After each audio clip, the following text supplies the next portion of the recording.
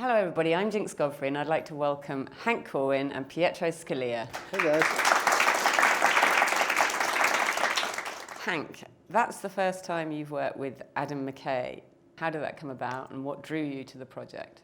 First of all, Adam is known as a comedy director. I've never done comedy in my life. For me, there was like a perverse sense of curiosity about the whole thing. It was the train wreck factor. How would it work? The script was lovely, so I took the Kierkegaardian leap of faith. You just go for it. How do you feel when you work with someone new? Is it different to when you've worked with somebody? Yeah, absolutely. It's always new chemistry. I liken it sometimes to like a musical composition and how you work. I'm sure Pietro feels the same way. I mean, with Adam, I found we sort of syncopated with each other. It's like he would be the sax and I might be the piano. When you're at your best, you can actually work off of each other. And obviously, Pietro, you have had quite a few films with Ridley Scott. Yes, like 10? I think The Martian is the 10th one, yes. Wow, so what's that like? What are the advantages I just said of that before, it's like marriage, it's like... Right.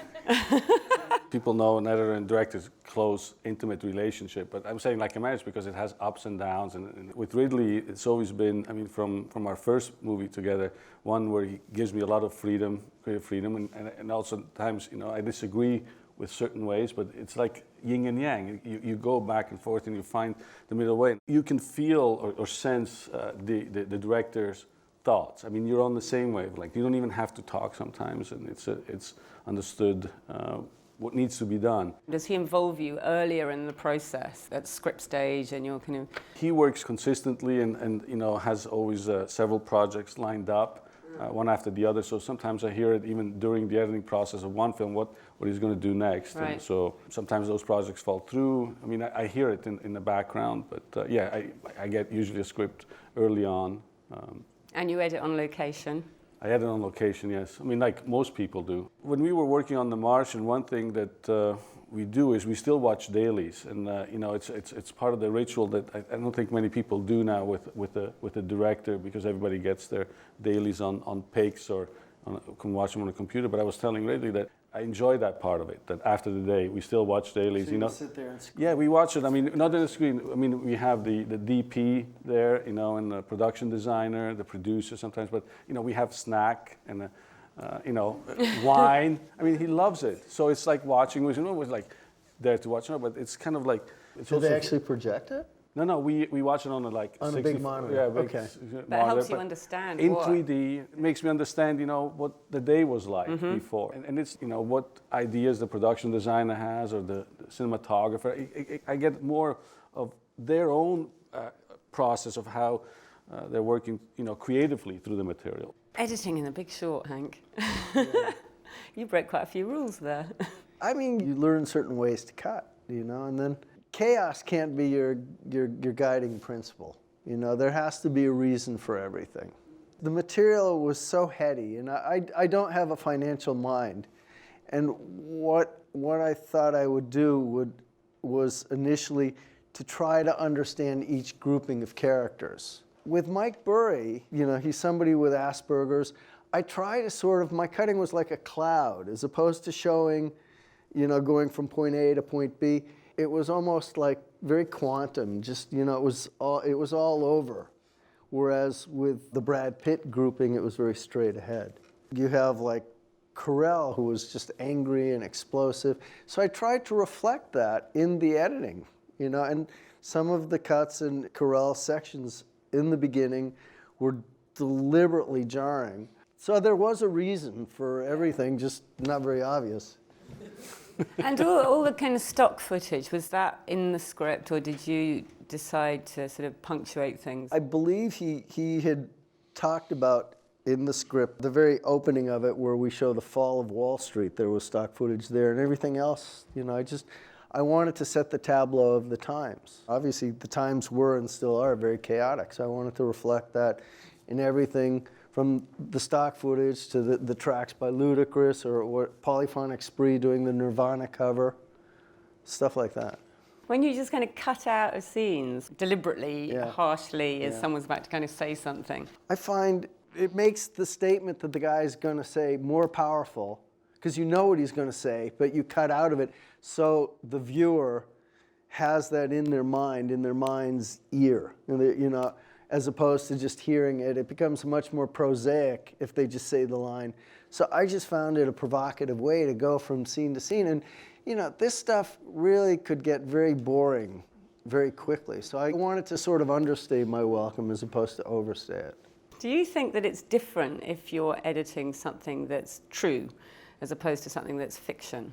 With something being true, you have to be very accurate. Just take an example from Black Hawk Down. Though it's, you know, relentless action from beginning to end, the action had to be very specific. I couldn't, you know, in that particular case, hint at it. When we were working together on JFK, I mean, we dealt with a lot of truths, you know, and I mean, both with character or implied truth, suggested truth. You know, you have to be true to character, but also true to really the emotions that the audience experience. And what Hank was saying before about, you know, leaving things out, it actually pulls the audience in. That's being truthful to the rhythm of the film. You're on that pulse. And if the audience follows that, they know it. You don't need to say the obvious. I think you're always telling the truth, whether it's a fiction. You find the truth that you're telling within any piece of material you're working on.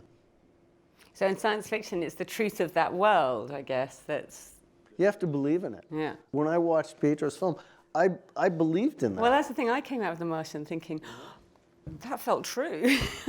Editing a visual effects heavy film, I mean, how... It's hard. How do you bring an audience in to really, I mean, for example, in your context, to understand the complexity of it, unless, you know, you experience it through the characters, you know, or to really suspend belief for an audience to, you know, be on the edge of their seat, because it's all fake. I mean, it's all artificial at a certain point until it goes to a transformation and you start. Absolutely. You have to start somewhere. I mean, both of us start, I think, with our characters, and we build out from there. I mean, obviously you have the story, but it's always led by character, for me at least, building that and seeing where the character is going to go. I mean, you can look very close and you work on the scenes, and that's, you know, the first thing. But I think ultimately you really have to look at the whole picture and the movement of the character, where he starts off, where he's going to end up. You need to take the audience on that journey. But, you know, I've never worked on an effects film or an effects-heavy film like you have.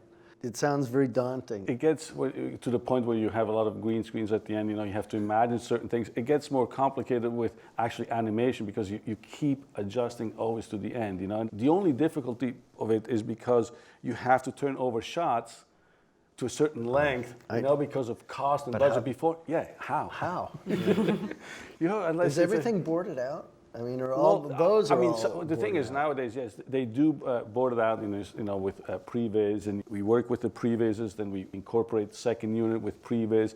We add our own dialogue and so just fill it in. It keeps filling. But I think specifically with action and animations, things get tweaked all the way through the end.